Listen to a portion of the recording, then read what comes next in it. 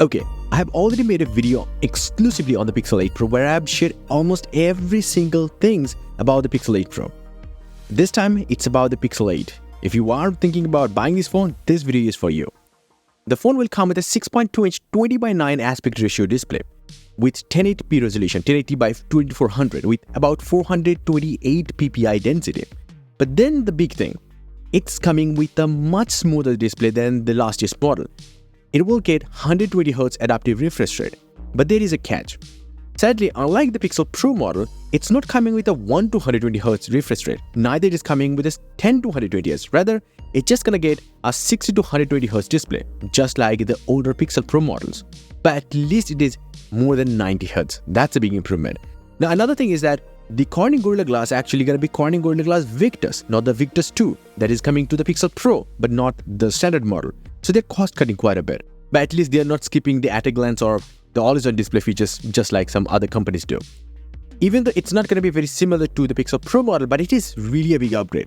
Up to 1400 nits of HDR brightness, which means when you're watching HDR content, that's the peak brightness you're going to hit. And when you're outside under direct sunlight, this phone is able to hit 2000 nits of peak brightness, similar to the current iPhone Pro and Pro Maxes.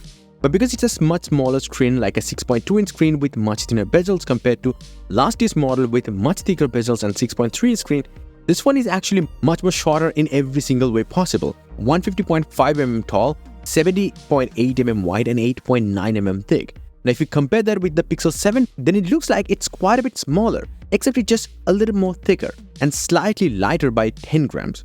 Now that thickness also might mean it's a bigger battery. Well, hell yeah. This time you're getting a 4575 mAh battery, the typical battery capacity that we are going to see on the marketing materials as well, which is still way bigger than the 4355 of the last year's Pixel 7 model.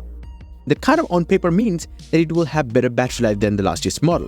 Also, it's going to come with a much faster charging because it comes with USB PD 3.0, and according to past rumors though, it's actually going to charge at 24 watts or so, which is still faster than what it was with the 7. And also the reverse wireless charging is also here. I forgot to mention that. But one thing that is still weird is that it will still come with 8GB of LPDDR5X RAM rather than 12GB just like the Pixel 8 Pro, which is kind of bad. Anyway, the storage though is going to be UFS 3.1 storage, which is a lot more slower compared to the UFS 4.0. For example, the sequential read and write speeds of the UFS 4.0 are double that of the UFS 3.1. while still consuming 46% or 45% less power. And that is big important thing because if you look at it, the whole operating system is actually stored on the SSD. So everything you do that requires the SSD all the time. So definitely it should have been 4.0, but it's 3.1 and you have only 128 and 256GB of storage options. No 512GB, no 1TB like the Pro model. Now let's talk about the big thing, that the Google Tensor G3 chip with Titan M2 security coprocessor. What is the Tensor G3 like? Well, the funnest part is that I'm going to show you a whole Pixel 8 Pro showing its Tensor G3 specs. And you can also see the Pixel 8 Pro's symmetrical thin bezels. They are amazing looking.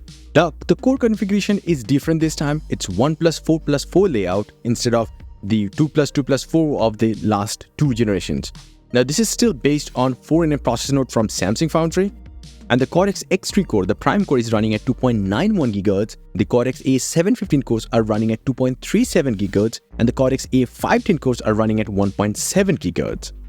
Now this is a good enough decent performing chip, not a crazy performing chip for sure. Because if you look at the Geekbench results, which I also have, only 1760 in the single core test and 4442 in the multi-core test. If you are really a power user, then yeah, this is not the chip. But if you don't really care about that peak performance, the benchmark breaking numbers, then this is a great performing chip and it will last you for a very long time. Because this is not something I am thinking, this is something that Google is also thinking, because that's why they're providing you 7 freaking years of OS security and feature drop updates. Which means it will give you 5 years of major Android updates and 7 years of security updates. And this is something that is starting with the Pixel 8 and 8 Pro and a big commitment for sure, like definitely. Now, some of you might come up and say like the Snapdragon chips are better, but Snapdragon chips can't really provide you the TPU capabilities that the Tensor chips has, or these kind of capabilities like long-term software update support. And going forward, Google will never use a Snapdragon chip. Like, that's not something happening anymore. Tensor chips are going to be designed by Google itself rather than based on a exogenous chip. And it is also going to be made by TSMC's foundry, but we will see that in 2025, not even next year. So keep that in mind. Now, GPU-wise, it's going to come with the Mali G715 GPU from ARM, and I don't really have anything really great to say about it, but ray tracing is going to be there. 7 to 9 compute units, that's probably it. It's going to come with a better USB-C port than many other flagship phones, USB Type-C 3.2, and it will also come with dual SIM, single nano SIM and an eSIM. Those are not important things, but what is important is that it will come with the Wi-Fi 7 standard. Wi-Fi 7 is a big step up even over the Wi-Fi 6E and the Wi-Fi 6. So the speeds are gonna be crazy insane while still using the same 6 GHz network. Another thing is that Bluetooth 5.3 is coming, which is much more efficient. That's the only thing I can say. And it will work well with the newer Pixel Watch 2 or even the newer Pixel Buds. But it doesn't come with the ultra-wideband chip for some weird reason. The Pixel 8 Pro is coming, but this one isn't, just like the past Pixels. Color-wise, there are going to be 3 colors: Obsidian, the black one; Hazel, which is a much more sexier color. It's a gray, but olive greenish gray. I kind of feel like it is that olive green.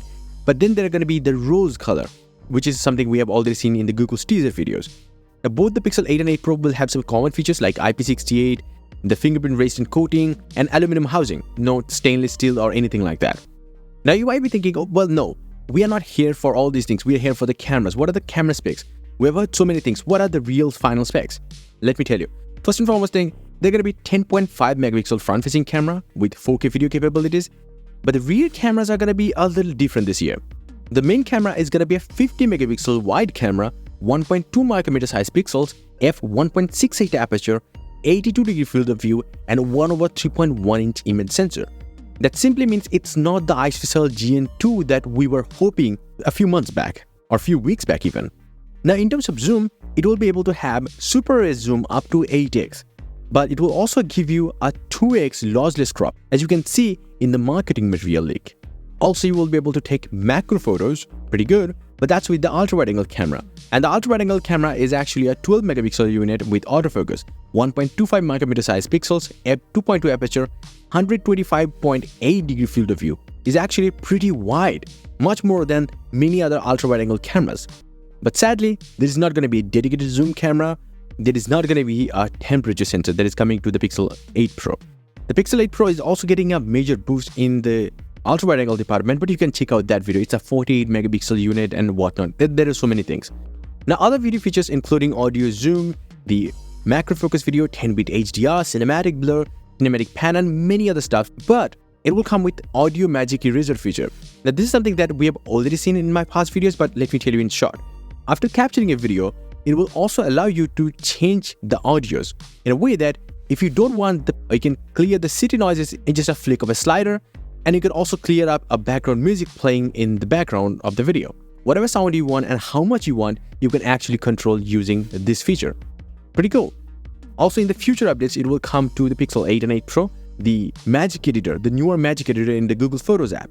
That will actually allow you to just move one subject from one place to another inside the photo, as well as it will automatically generate certain stops that actually aren't there in the frame at all. It's pretty much all about AI. That's it. The two things I will tell that are in the Pixel 8 Pro aren't on the Pixel 8 that might be important to you. One of them is that the Pro Controls mode, that is coming to the Pixel 8 Pro, but that's not coming to the Pixel 8. The second thing actually has to be this, the matte finish colors. They are not coming to the Pixel 8, at least that's what I'm seeing, which is something actually coming to all the colors of the Pixel 8 Pro. Pretty weird. But also I have the photos of all the cases from Google, the silicon cases. The next thing for you to know is that release date, price tag, and pre-order bundles. Is there anything surprising? Well, there are. So the pre-order date starting on 5th of October in certain places and other places 4th of October. And the release date is actually 12th of October. And if you do pre-order, you're gonna get Pixel Buds Pro for free. With the 8 Pro though, you're gonna get the Pixel Watch 2 for free. And even then, the Pixel 8 is actually getting costly this year. At least that's what we are hearing. Even in the US, where the Pixel 8 Pro is not seeing an increase in the price, gonna be still $899, the Pixel 8 will actually see an increase to $699, up from $599 of the past Pixels. Like the older Pixel standard models were known for their crazy price tag. This time it's getting higher. So now what do you think about the Pixel 8 after knowing all these things? Let me know. And if you are thinking about the Pixel 8 Pro, you can check out my recent video on that. And if you don't like any of the things I'm sharing or you don't believe in it, it's fine. Don't leave a trashy comment in the comment section. Just move on from it, okay? And yes, if you want, you can get some crazy cool wallpapers up on my website. A link down below. Until the next one, bye and take care.